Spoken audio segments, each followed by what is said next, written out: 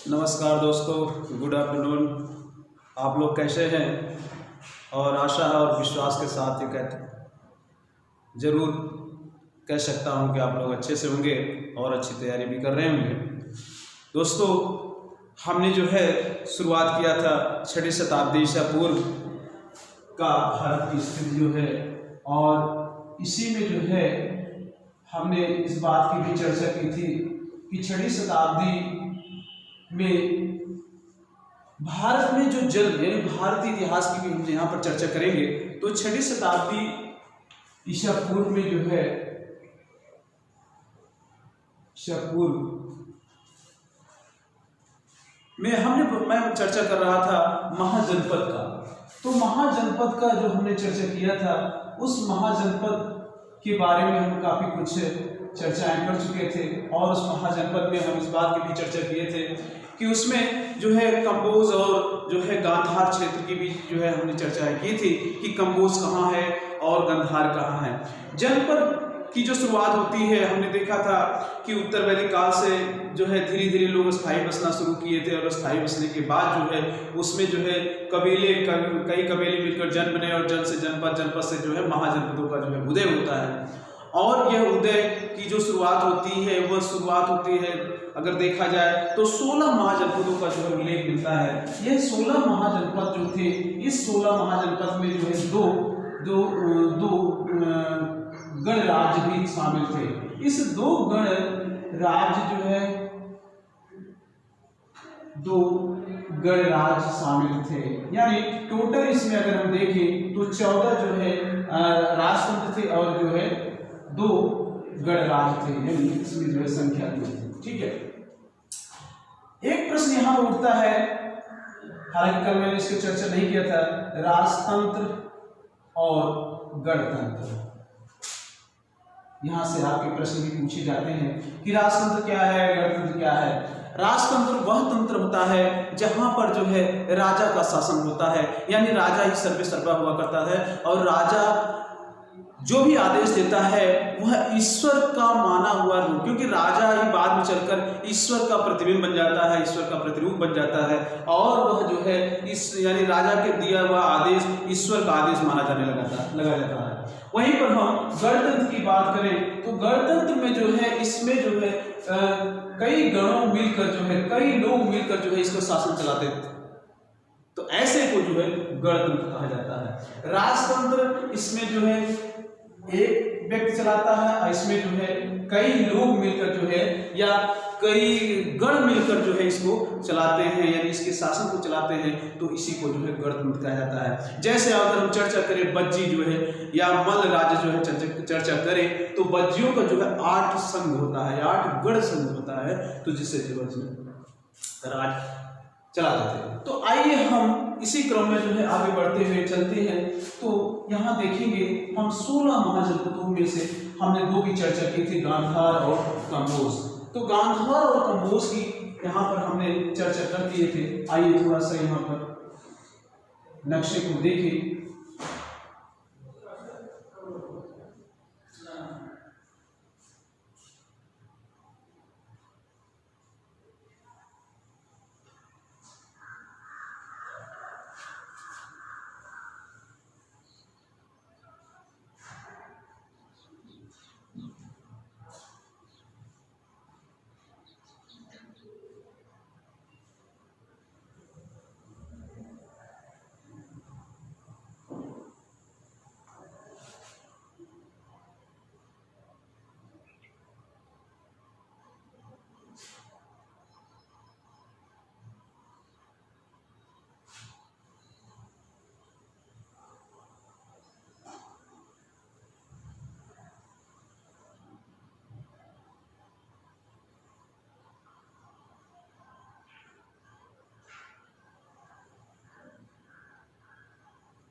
इस प्रकार से हम भारत के उन क्षेत्रों को हम यहाँ पर चर्चा करेंगे। यहाँ पर हम देखते हैं तो ये कंबोज का क्षेत्र आता है, और जिसकी राजधानी हमने बताया था, पाटक बताया था, और ये जो है गांधार का जो क्षेत्र रहता है, ये भारत का कुछ हिस्सा है, जम्मू कश्मीर का हिस्सा लेते हुए जो है यहाँ पर हमने बताया था कि गांधार का क्षेत्र है और यह गांधार जिसकी राजधानी तक्षशिला थी। ठीक है, आइए हम आगे चलते हैं और आगे बढ़ते हैं। इसी क्रम में जो है थोड़ा सा यहाँ डिस्टर्ब हुआ है, देखते हैं इसको फिर से इसको बनाते हैं।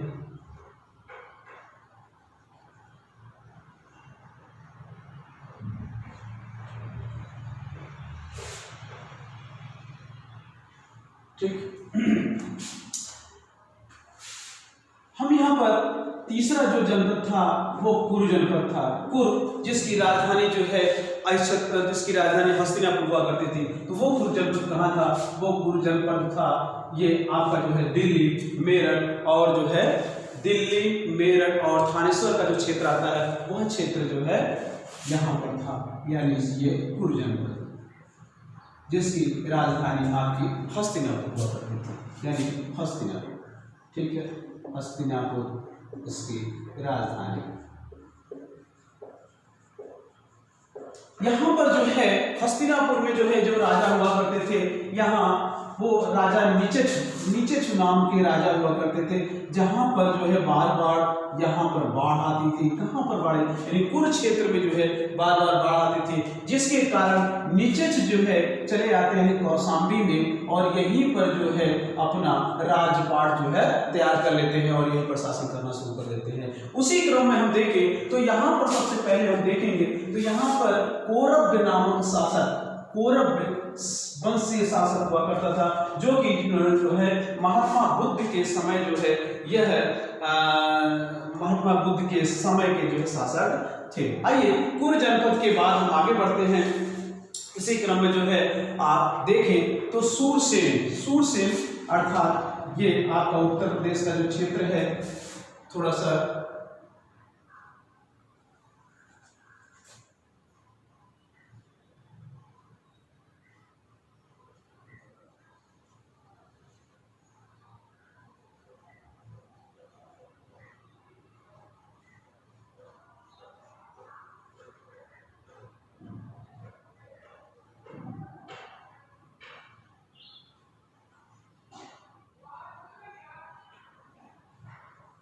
जी हाँ, अब हम इसको देखेंगे सूरसेन अर्थात सूरसेन अर्थात मथुरा जिसकी राजधानी हुआ करती थी मथुरा। आप देखते हैं चौथा सूरसेन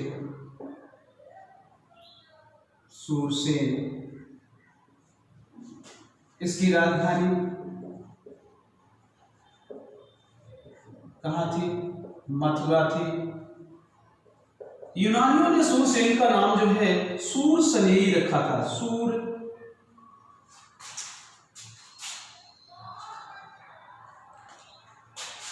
सूरसनेई यूनानी द्वारा इसका नाम किया गया सूरसनेई। याद रखिएगा दोस्तों, सूरसनेई। वहीं पर जो है इसकी राजधानी का नाम जो है रखा मोथेरा। ये मोथेरा किसके द्वारा नाम दिया गया है? ये नाम दिया गया है जो है यूनानियों के द्वारा दिया गया नाम जो है मोथेरा है। और यहीं पर हम देखें तो महाभारत काल में जो है महाभारत और पुराणों में जो है उल्लेख मिलता है कि यहाँ पर यादव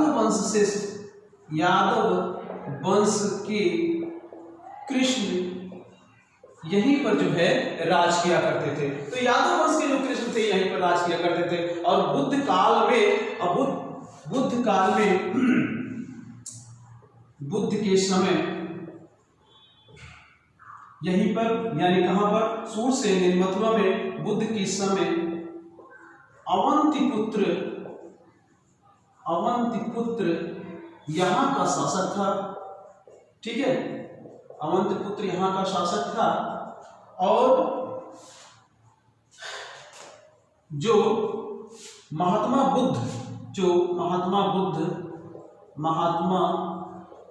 बुद्ध का प्रथम शिष्य बना था, ठीक है दोस्तों, यही वह व्यक्ति था, अवंतीपुत्र वही व्यक्ति था जिसने जो है महात्मा बुद्ध के द्वारा दिए गए उपदेशों को या बौद्ध धर्म को जो है यानी बौद्ध धर्म को कहाँ प्रचार प्रसार कराया था, सूरसेन में यानी मथुरा में जो है बौद्ध धर्म का प्रचार प्रसार कराने वाला अगर प्रथम व्यक्ति कोई था तो वह व्यक्ति था अवंतीपुत्र।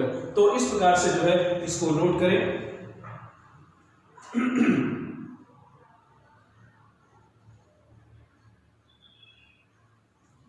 चलिए आगे हम देखते हैं।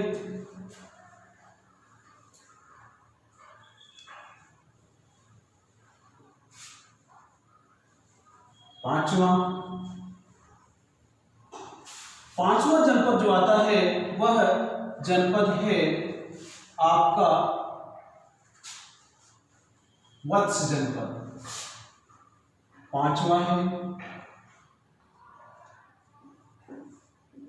वत्स।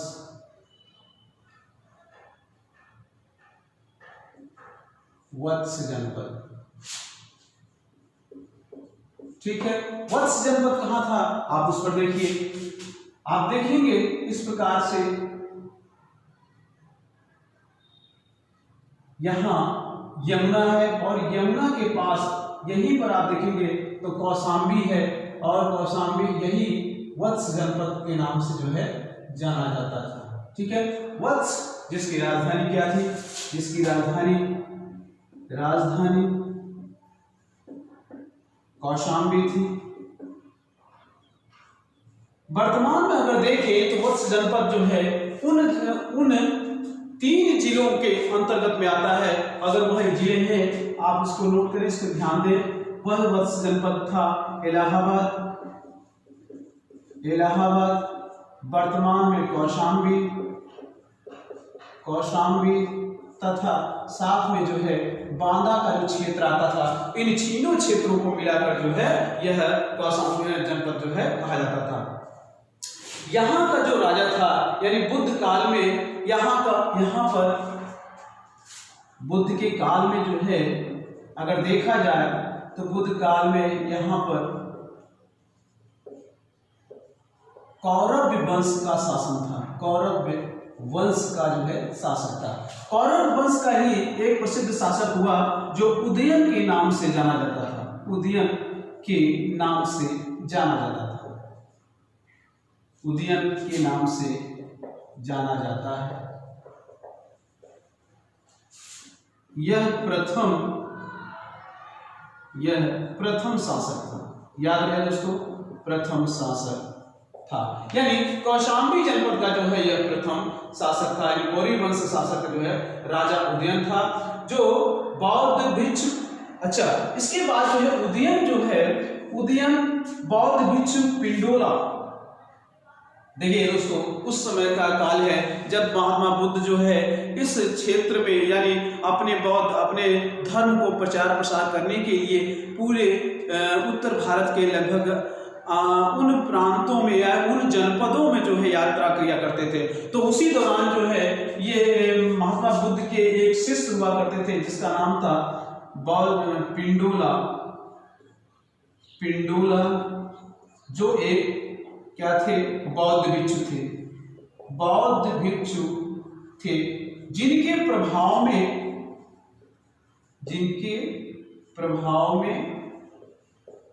आकर बौद्ध बने।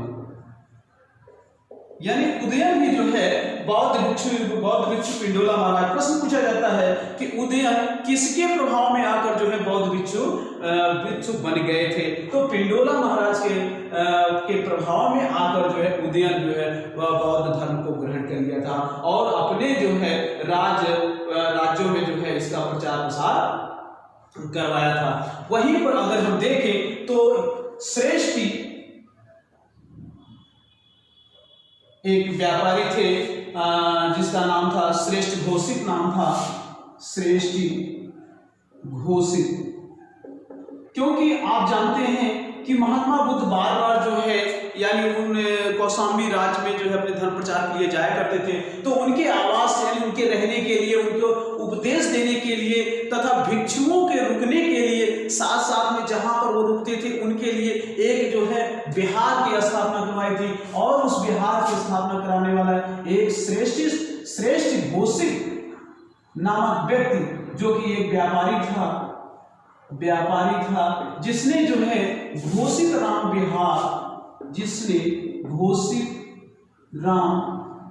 विहार का निर्माण करवाया था। यानी घोषित राम विहार का निर्माण किसने करवाया था? तो श्रेष्ठ घोषित से यह घोषित राम विहार का जो निर्माण करवाया वह महात्मा बुद्ध को जो है दान के रूप में दे दिया था, जिससे महात्मा बुद्ध वहां पर जाते थे, रुकते थे और वर्षावास करते थे। वहीं पर जो है भिक्षु और साथ साथ में नगर के वासी जो है आकर उनकी जो है उपदेशों को सुना करते थे। तो इस प्रकार से जो है यहाँ और एक खास बात यह है कि यहीं पर जो है गंधिकों के सिक्के भी पाए गए हैं। आपसे प्रश्न पूछा जाता है कि गंधिकों के सिक्के कहाँ से पाए जाते हैं? वही गंधिक जो सेंट बनाने में या आपको सुगंधित इत्र वगैरह बनाने में जो है मशहूर थे, तो उनके सिक्के भी यहाँ पाए गए। तो गंधिकों के सिक्के मोस्ट इंपॉर्टेंट है।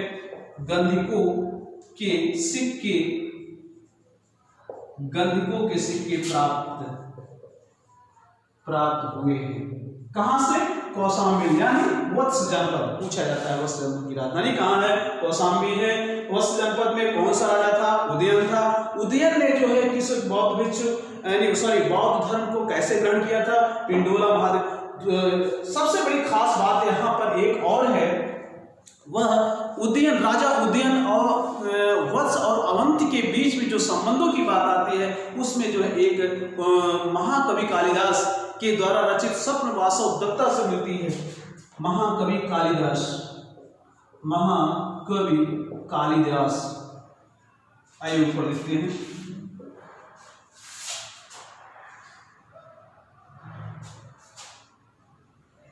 यहां देखते हैं महाकवि कालिदास द्वारा रचित ग्रंथ है स्वप्नवासव दत्ता। स्वप्नवासव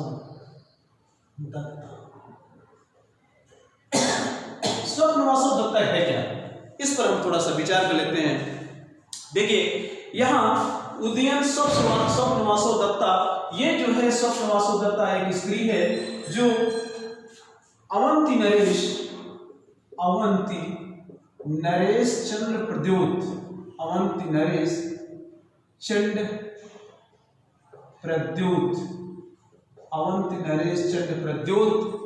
की पुत्री थी। ठीक है, अवंती नरेश चंद्र प्रद्योत की पुत्री थी। कौन? स्वप्नवासव दत्ता।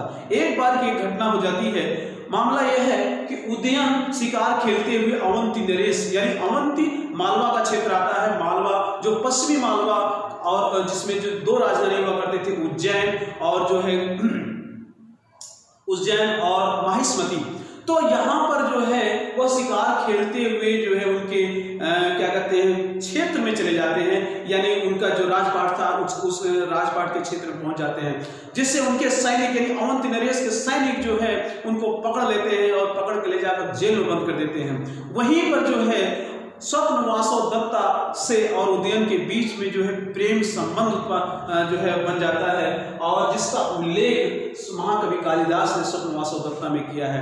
होता क्या है, इसी बीच में जो है उदयन ने जो है स्वप्नवासव दत्ता को लेकर जो है अपने राज्य में चले जाते हैं। वहां कुछ दिनों में जो है यानी अवंती नरेश और वत्स के बीच में जो है खटास रहता है, लेकिन बाद में चलकर जो है अवंती नरेश चंद्र प्रद्योत ने जो है इस विवाह की जो है मान्यता प्रदान कर देते हैं। तो उसी की रचना जो है यहाँ पर स्वयं महाकवि कालिदास ने जो है किया था। तो आइए अब आप देख लीजिए। इसके बाद जो है अगला हम देखेंगे काशी जनपद।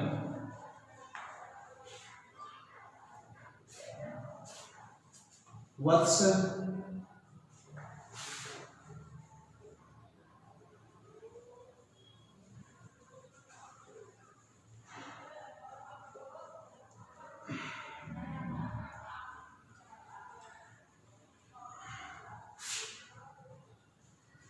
इसे नोट करते रहेंगे। आइए देखते हैं काशी जनपद। काशी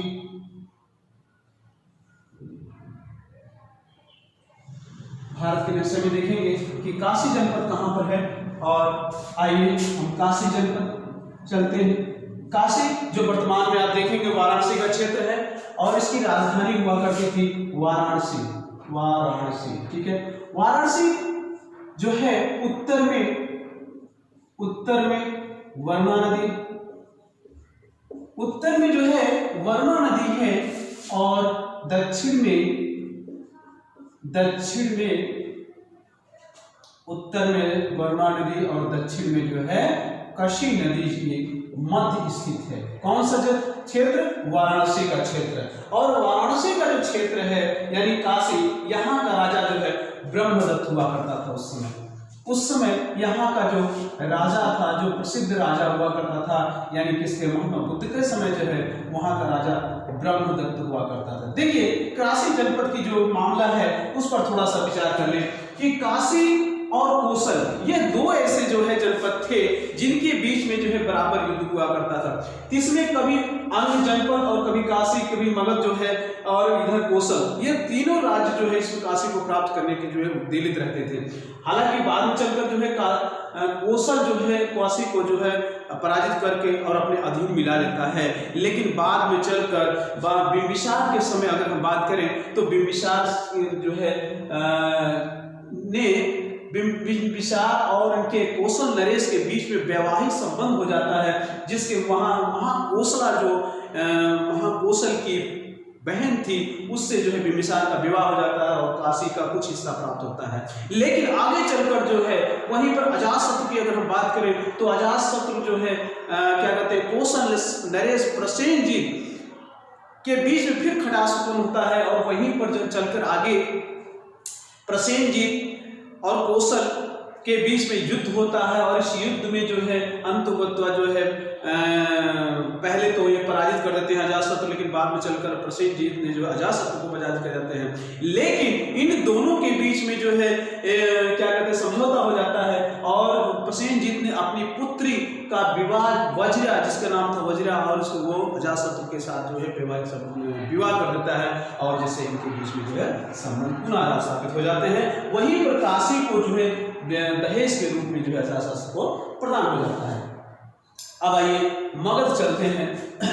मगध देखते हैं मगध में क्या है।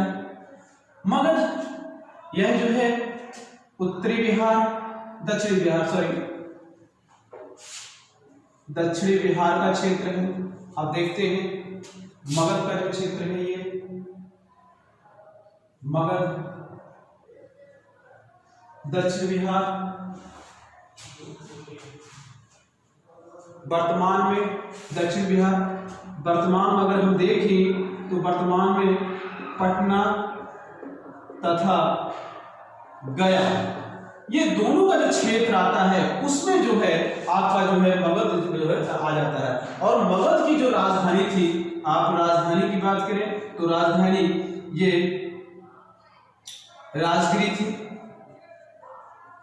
इसे गिरिब्रज भी कहा जाता था, गिरिब्रज भी कहा जाता था। और यह जो है पहाड़ियों से घिरा हुआ था, 5 पहाड़ियों से घिरा हुआ क्षेत्र था, जिससे जो है यह क्षेत्र सुरक्षित माना जाता था।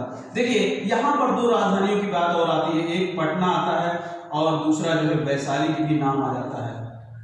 हम थोड़ा सा इस पर चर्चा करना चाहेंगे कि राजगिरी की जो राजधानी थी, अगर हरियर वंश की बात करें तो हरियर वंश में जो है जितने भी चाहे बिंबिसार हो या अजातशत्रु हो, वो दोनों जो है इसकी राजगिरी को राजधानी बनाया था। लेकिन वहीं पर अगर हम पटना की बात करें तो पटना की पहचान सबसे पहले आपसे प्रश्न पूछा जाता है कि पटना का महत्व को सबसे पहले किसने जाना, तो पटना के महत्व को सबसे पहले अजातशत्रु ने पहचान किया था। पटना के महत्व को अजातशत्रु ने पहचान किया था। कारण क्या था? कारण यह था कि जितने भी व्यापारिक स्थल थे यानी व्यापारिक मार्ग थे, वह मार्ग जैसे कंबोज से अगर हम इधर से देखें दक्षिण एशिया से देखें तो दक्षिण एशिया मध्य एशिया से देखें तो ये व्यापार जो है कंबोज, कंधार, तक्षशिला, यहाँ तक्षशिला थी, जिसकी राजधानी क्या कहते हैं यहाँ गांधार की थी। तो यहाँ से होते हुए ये मथुरा, ये इस तरह से होते हुए जो है यहाँ पटना पर पहुंचते थे। पटना जो है सोन नदी और गंगा नदी के जो है दोनों संगम पर बसा हुआ।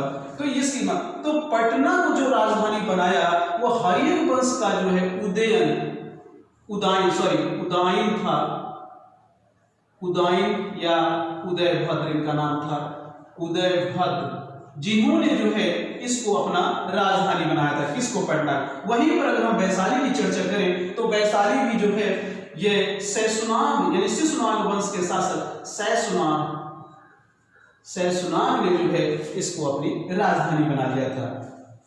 ठीक है, तो आगे देखते हैं। इसके बाद अगला जो राज्य है वह था मगध के बाद अंग। हम देखेंगे अंग जनपद।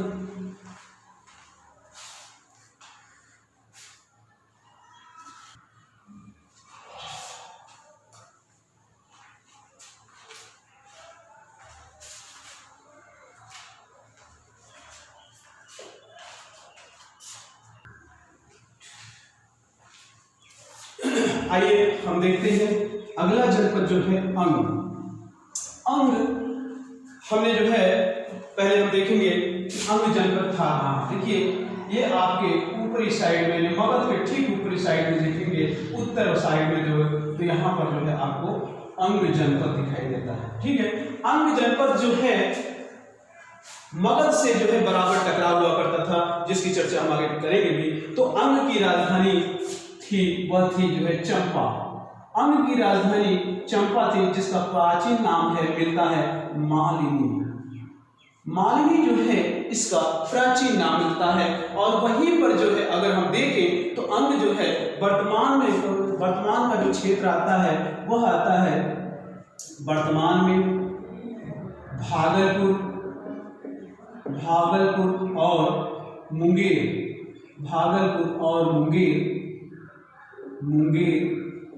का क्षेत्र। यानी वर्तमान में अगर हम देखें, अगर अंग जनपद को खोजें तो निश्चित रूप से यह जो क्षेत्र है यानी उत्तरी और पश्चिमी का कोना जो है, और यहाँ पर आप देखेंगे तो नेपाल का जो क्षेत्र आता है ऊपरी साइड में, तो यहाँ पर आप पाएंगे कि भागलपुर और जो है मुंगेर का जो क्षेत्र आता है वह क्षेत्र क्या होता है, वह आपका जो है अंग जनपद आता है। और अंग जनपद में ही सबसे पहला जो शासक है वह शासक था जो है शासक ब्रह्मदत्त था। यहां पर जो है एक बहुत ही मशहूर जो इस नगर को जो है सिस्टम से बैठाया था, उसका नाम था जो है, उसका नाम या उस वास्तुकार का नाम था जो आपसे पूछा जाता है महागोविंद। महागोविंद वह व्यक्ति है जिसने जो है कौशाम्बी को भी जो है वास्तुकार रहा है और अवंत का भी वास्तुकार रहा है। तो महागोविंद जो है वह व्यक्ति था जिसने जो है इस नगर को जो है स्थापित करने में जो है अपनी महत्वपूर्ण भूमिका जो है निभाई थी। वहीं पर अगर हम देखें तो अजातशत्रु वह प्रथम व्यक्ति था, क्योंकि हर्यक वंश में यह प्रतापी राजा अजातशत्रु प्रथम व्यक्ति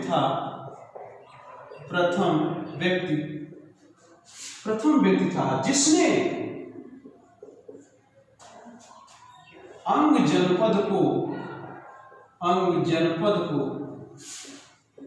जीतकर अपने राज्य में मिला लिया। ठीक है, अपने राज्य में मिला लिया। ठीक है दोस्तों, मिला लिया बस बहुत ही महत्वपूर्ण है। आपसे ये पूछा भी जाता है कि जो है अंग जनपद को किसने जो है मिला लिया था। आइए अगले देखते हैं, हम पांचाल चलते हैं।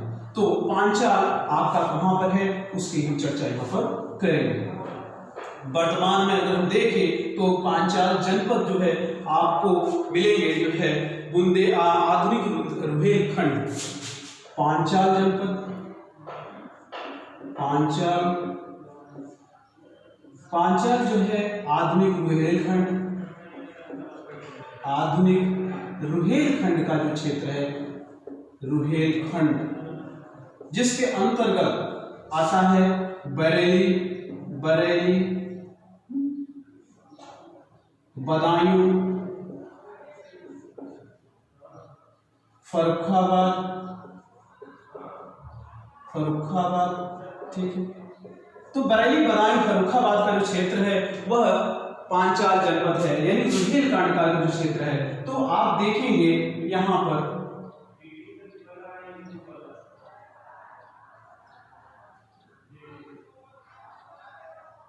ये आप देखेंगे ये आपका पांचाल जनपद है, पांचाल, ठीक है। तो पांचाल जनपद जिसकी राजधानी, दो राजधानी हुआ करती थी, एक जो है उत्तरी अहिच्छत्र, उत्तरी अहिच्छत्र, उत्तरी अहिच्छत्र, वहीं दक्षिणी पांचाल की राजधानी थी काम्पिल, काम्पिल, ठीक है दोस्तों।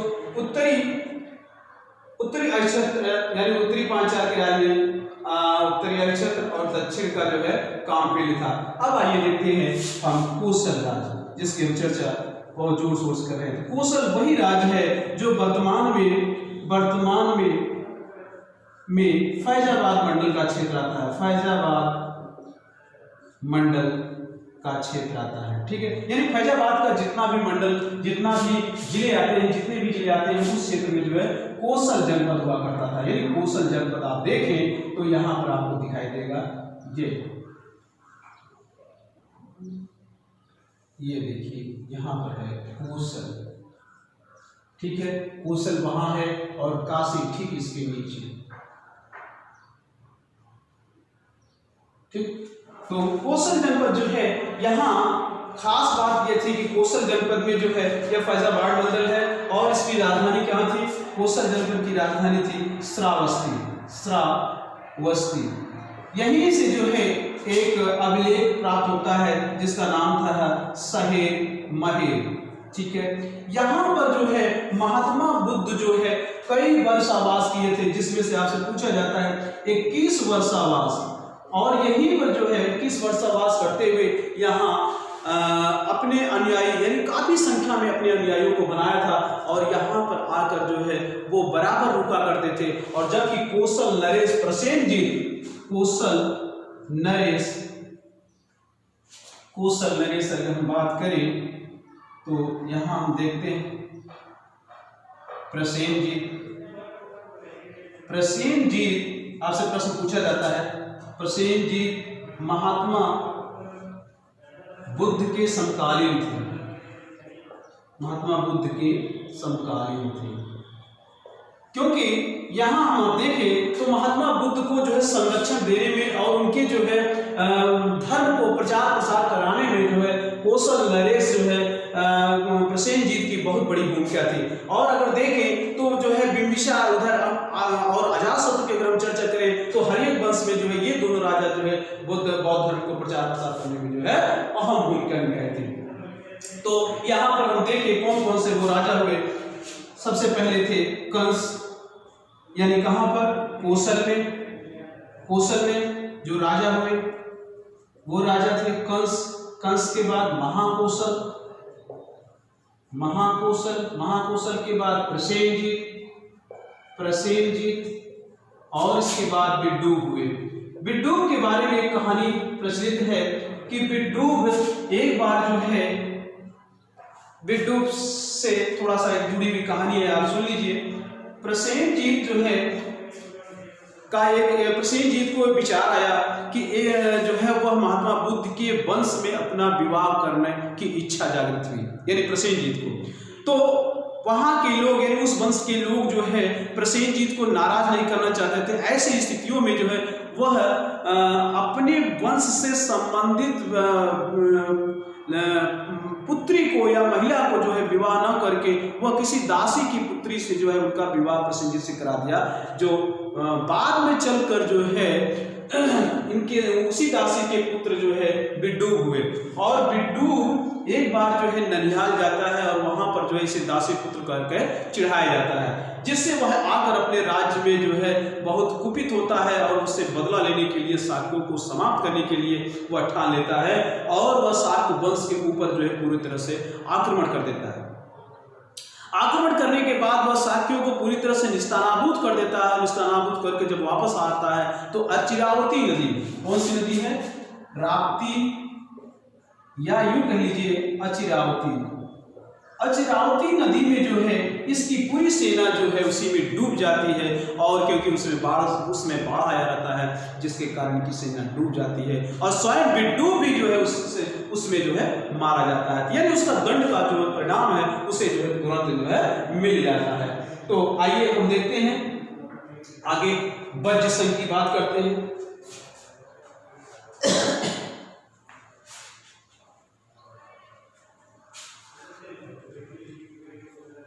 हमने चर्चा किया था अभी तक राजतंत्रों की, अब दो ऐसे जो है संघ है जो आपको गणतंत्र की तरफ खींचता है। आपसे प्रश्न पूछा जाता है कि महात्मा बुद्ध के समय गणतंत्रों की संख्या कितनी थी? महात्मा बुद्ध के समय 10 गणतंत्र थे। तो वज्र संघ जो था,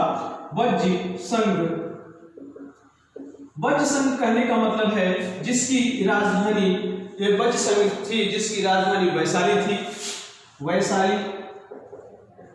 वैशाली जो है 8 राज्यों का संघ था। कितने? 8 राज्यों का संघ था। ठीक है, 8 राज्यों का संघ था। यानी हम बताए थे कि यहाँ पर जो है गणों के माध्यम से जो है शासन सत्ता जो है संभाला जाता था। तो इस प्रकार से जो है इसी क्रम में हम देखें तो वज्र संघ की बात करें तो वज्र संघ जो है बिहार में, आप देख यहाँ पर उत्तर प्रदेश में जो है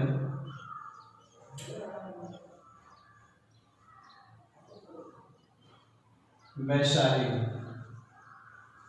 ये यहाँ पर वैशाली, इसके बाद जो है ये मल्ल जनपद है,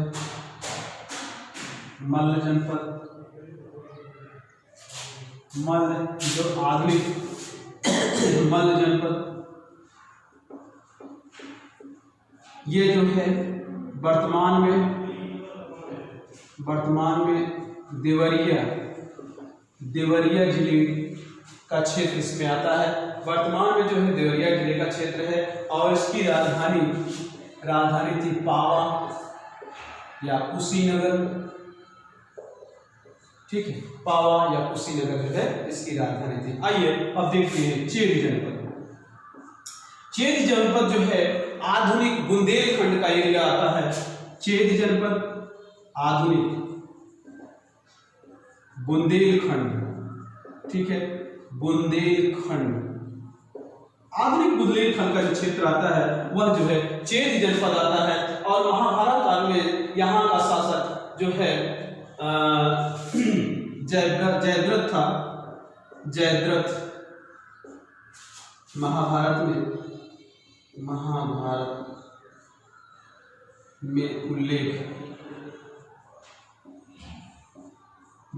में उल्लेख है कि यहाँ का शासक जयद्रथ था। जयद्रथ जिनकी हत्या कृष्ण ने की थी। अर्थात कृष्ण ने जो है जयद्रथ का वध किया था। चेद का जो है राजधानी थी, चेद वंश की राजधानी थी सोथिवती अथवा सुप्तवती के नाम से भी जो है जाना जाता है। तो इस प्रकार से जो है यहाँ पर चेद वंश का जो है हमने उल्लेख किया। और यहाँ सॉरी, यहाँ एक थोड़ा सा गलत हुआ है। यहाँ जयद्रथ नहीं बल्कि शिशुपाल जी थे। Sorry, Shishupal, yes, Shishupal. ठीक है दोस्तों, तो शिशुपाल जी थे। आइए अगला हम देखते हैं अवंती जनपद। अवंती जनपद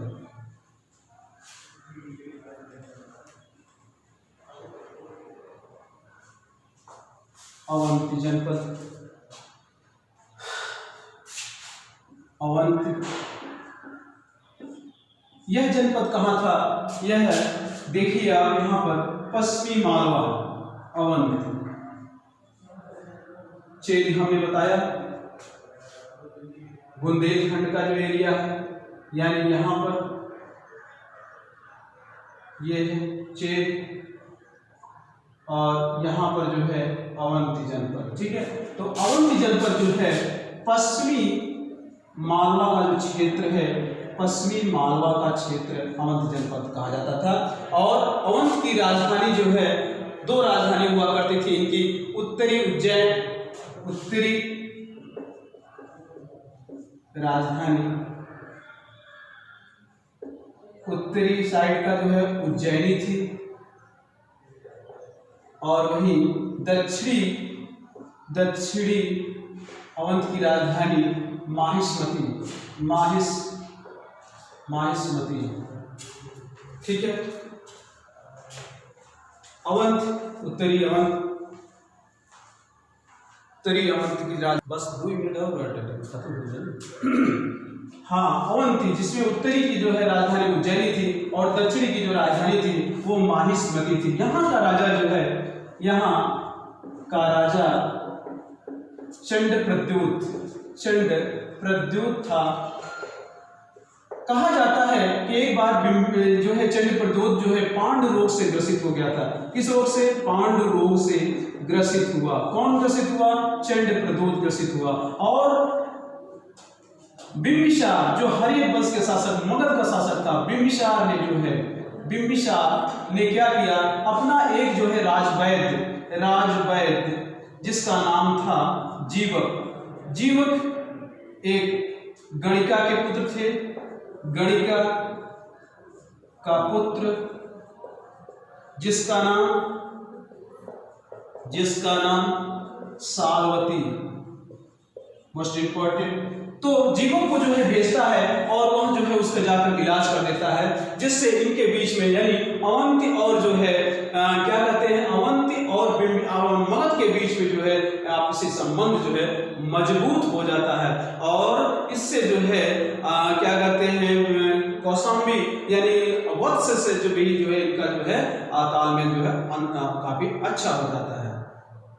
वहीं पर गांधार के शासक पुष्कर सारे ने जो है इसको हटाया था। यानी पुष्कर सारे कहाँ का? ये गांधार क्षेत्र है, गांधार, ये हाटक है, कंबोज है, कंबोज। यानी गांधार के जो शासक पुष्कर सारे थे, पुष्कर सारे ने क्या किया? पुष्कर सारे या पुष्कर सारी भी इनको कहा जाता था।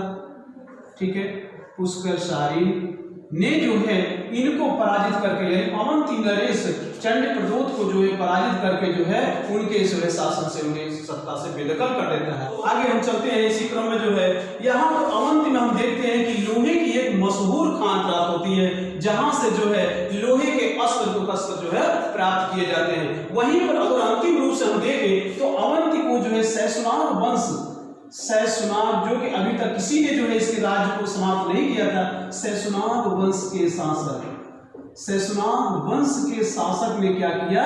इसको जो है यानी अवंती को पराजित करके अपने राज्य में मिला लिया था। जबकि हर्यक वंश का जितने भी शासक हुए, चाहे बिंबिसार हो, चाहे अजातशत्रु हो, चाहे उदयन हो, आज इन लोगों ने जो है किसी प्रकार से जो है उसके राज्य को छेड़खानी नहीं की, अपितु उससे संबंधों को जो है बनाए रखा। लेकिन वहीं पर शैशुनाग वंश का शासक शैशुनाग ने जो क्या किया?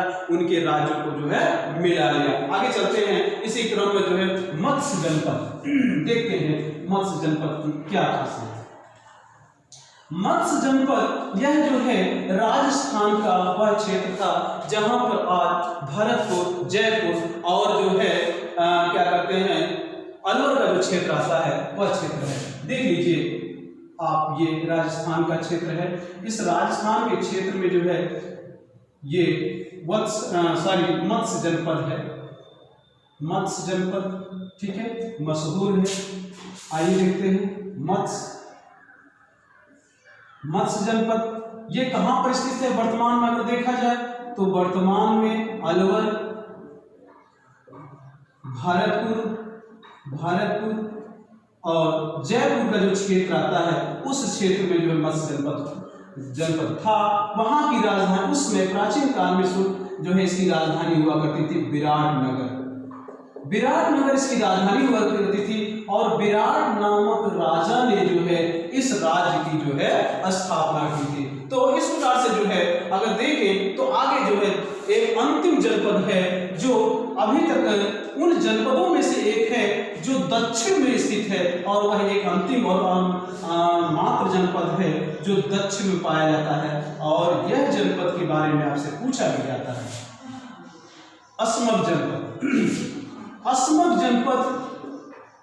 अस्मक जिसकी राजधानी सोथवती या कोटिल थी, इसकी राजधानी पोतन या कोटिल थी। यह है कहां पर आप देख लीजिए, यहाँ पर आंध्र प्रदेश का जो क्षेत्र है और महाराष्ट्र का जो क्षेत्र है उन क्षेत्रों के यहाँ पर अगर देखें तो इस स्थल पर आप जब पाएंगे तो आंध्र प्रदेश में ये पड़ता है अस्मक जनपद जो है आंध्र प्रदेश में पाए जाने वाला दक्षिण का सबसे अंतिम स्थल है। और यह जो है नर्मदा नदी, यह जो है गोदावरी नदी के तट पर स्थित था। ठीक है। और दक्षिण में पाए जाने वाला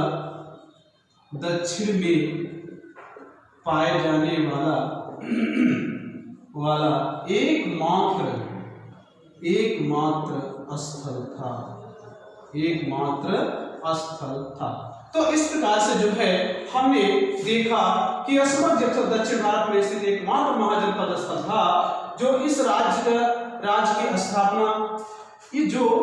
की स्थापना करने वाला वंश था इक्ष्वाकु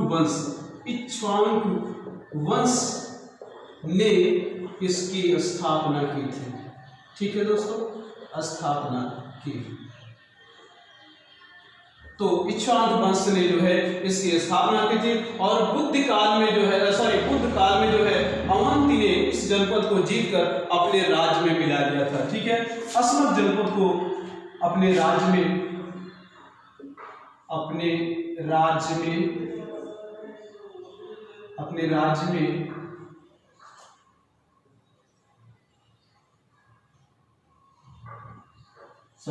अवंती ने, फिर से लिखेंगे, अवंती ने अपने राज्य में मिलाया।